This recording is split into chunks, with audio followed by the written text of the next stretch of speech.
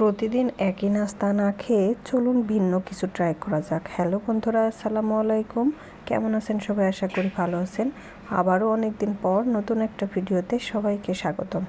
আর আজকে আমি যেটা বানাতে চলেছি সেটা খুবই মজাদার একটা নাস্তার আইটেম। ছোট বড় সবাই যে কেউ মজা করে খেতে পারে, আর এটা বানানো অনেক সহজ। তাই চলুন দেরি না করে শুরু করা যাক। এটা আমি কিভাবে বানালাম তার আগে বলতে চাই, দূর দূরান্তে যে যেখান থেকে আমার ভিডিওটি দেখা শুরু করবেন, একটা লাইক দিয়ে তারপর দেখা শুরু করবেন, এবং যারা আমার ইউটিউব চ্যানেল থেকে দেখবেন তারা সাবস্ক্রাইব করে চ্যানেলটা সবার আগে বেলটা অন করে রাখবেন, যাতে সবার আগে নতুন নতুন ভিডিও আপনার কাছে পৌঁছায়। প্রথম পর্যায়ে এখানে আমি বেশ কিছুটা চাল নিয়ে নিয়েছি, আর এই চালটা আমি এখন ভাজি করব। এই জন্য চুলাইতে একটা প্যান বসিয়ে দিয়েছি, আর গরম হয়ে গেলে প্যানটা চালটা ঢেলে দিয়ে অনবরত আমি এখন নাড়তে থাকবো। আর চালটা ভাজি করে আজকে মোয়া বানাবো, আর সেটা কিভাবে তার জন্য পুরো ভিডিও কন্টিনিউ করতে হবে। আমরা তো মুড়ি, চিড়া, নারকেল এগুলোর মোয়া খেয়েছি, চাল ভাজার মোয়া কখনো খেয়েছি? যদি না খেয়ে থাকেন অবশ্যই ভিডিওটি দেখবেন। আর চাল ভাজতে ভাজতে কখনোই নাড়াটা থামানো যাবে না, কারণ লাল হয়ে গেলে বা পুড়ে গেলে চালটা এটা খেতে মজা হবে না। তাই চুলার আঁচটা খুবই সামান্য দিয়ে অনবরত নাড়তে হবে। নাড়তে নাড়তে এক পর্যায়ে দেখা যাবে এরকম পর্যায়ে হয়ে গেছে, তখন বুঝতে হবে যে এটা ভাজা কমপ্লিট হয়ে গেছে। আর একটু ঠান্ডা হওয়া পর্যন্ত অপেক্ষা করতে হবে। এরপর চলে আসলাম আমি শিলপাটাতে, আর এগুলো আমি শিলপাটাতে এখন ম্যাশ করে নেব। আপনাদের হাতের কাছে ব্লেন্ডার থাকলে জাস্ট আধা ভাঙা করে একটু ব্লেন্ডারে ভেঙে নিতে পারেন, তবে ব্লেন্ডারের থেকে শিলপাটায় বেটে নিলে এই কাজটা সব থেকে ভালো হবে আমি মনে করি। এই কারণে আমি শিলপাটাতে এগুলা বেটে নিয়েছিলাম। যদিও কাজটা একটু কষ্টকর, তারপরেও যদি একটু কষ্ট করে একটু মজাদার খাবার বানানো যায় তাহলে ক্ষতি কী বলুন তো। আর এরই মাঝে আমি সবগুলো চাল আমি বেটে একটা বাটিতে নিয়ে নিয়েছি। আর এটা দেখতে ঠিক এমন হয়েছে, একটু আধা ভাঙা টাইপের, একদম মিহি করা যাবে না। আবারও আমি চলে আসলাম চুলাতে, এখানে আমি সেই আধা ভাঙা চালগুলো দিয়ে দিলাম। এরপর একে একে আমি এখন এখানে দিয়ে দিব নারকেল কোড়া।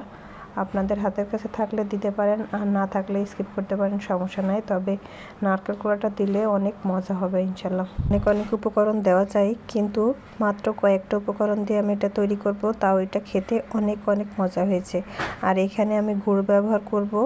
এটা হচ্ছে খেজুরের গুড়। আপনারা চাইলে চিনি বা আখের গুড়, যে কোনো ধরনের মিষ্টি জাতীয় জিনিস ব্যবহার করতে পারেন। আর এখানে আমি বাটি ধুয়ে একটু পানি দিয়ে দিলাম, আর সবগুলো উপকরণ আমি এখন হাতের সাহায্যে মাখিয়ে নেব। এখনও পর্যন্ত আমি কিন্তু চুলার আঁচটা অন করে নাই, কারণ চুলার আঁচটা অন করলে এটা পুড়ে যেতে পারে আগের থেকে। এই কারণে সবগুলো উপকরণ একসাথে মিশিয়ে যদি চুলার আঁচটা অন করা যায় তাহলে সব থেকে ভালো হয়। আপনারাও অবশ্যই এই কাজটা করবেন, না হলে এটা আগে থেকে পুড়ে যেতে পারে, খেতে মজা হবে না, তিতা লাগবে আর কি। এই তো এই পর্যায়ে আমি চুলার আঁচটা অন করে দিয়েছি। আর এই পর্যায়েও কোনোভাবে নাড়া থামানো যাবে না, কারণ নাড়া থামিয়ে দিলে নিচে থেকে গুড়টা পড়ে যাবে, তখন খেতে তিতা লাগবে, মজা হবে না আর কি। এই কারণে এই সতর্কতার সাথে এই কাজগুলো করতে হবে। চুলার আঁচটা একদমই কম রেখে অনবরত নাড়তে থাকতে হবে। চালটা আমাদের সবার বাসায় অ্যাভেলেবল থাকে, যে কোনো মুহূর্তের জন্য অপেক্ষা করতে হবে না। চিড়া, মুড়ি বা অন্য কিছু মোয়া তৈরি করার জন্য আমাদের একটু অপেক্ষা করতে হয়, কিন্তু যদি আমি হঠাৎই মনে করি যে এটা তৈরি করব, তো চাল দিয়েই শুরু করা যায়। আর খুবই কম সময়ে আর অল্প উপকরণে এটা ঝটপট বানিয়ে ফেলা যায়। বাচ্চারা অনেক বেশি পছন্দ করবে। আর নাড়তে নাড়তে এটা এক পর্যায়ে হয়ে গেছে, একটু ঠান্ডা হওয়ার জন্য অপেক্ষা করব। তারপর হচ্ছে হাতে একটু সামান্য পরিমাণ সরিষার তেল দিয়ে নিয়ে 2 হাতে মাখিয়ে এটা অল্প অল্প করে হাতের তালুর সাহায্যে গোল গোল শেপ করে আমি এখন মোয়া বানিয়ে নেব। কম ঝামেলা ছাড়া ইনস্ট্যান্ট আপনি এই মোয়াটা তৈরি করতে পারবেন, আর এটা দীর্ঘদিন পর্যন্ত সংরক্ষণ করে আপনি খেতে পারবেন। বিশেষ করে বাচ্চারা অনেক বেশি পছন্দ করবে। প্রতিদিন একই ধরনের নাস্তা বাচ্চাদেরকে না দিয়ে মাঝে মাঝে একটু ভিন্ন কিছু ট্রাই করে দিলে তারা বেশি অনেক খুশি হয়ে যায়। এই কারণে একটু চেষ্টা করা আর কি। তারপরে অনেক মজা হয়েছিল, ছোট বড় অনেক বেশি পছন্দ করেছিল সবাই বাসার।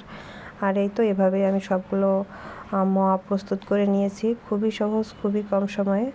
আপনাদের কাছে কেমন লাগলো আজকের ভিডিও জানাতে ভুলবেন না। প্রতিদিনের মতো আজকেও বিদায় নিচ্ছি, আবারও দেখা হবে নতুন কোনো ভিডিওতে। সেই অবধি সবাই ভালো থাকবেন, সুস্থ থাকবেন। আপনাদের জন্য বরাবরের মতন দোয়া, আমার জন্য সবাই দোয়া করবেন। বাই বাই, আসসালামু আলাইকুম।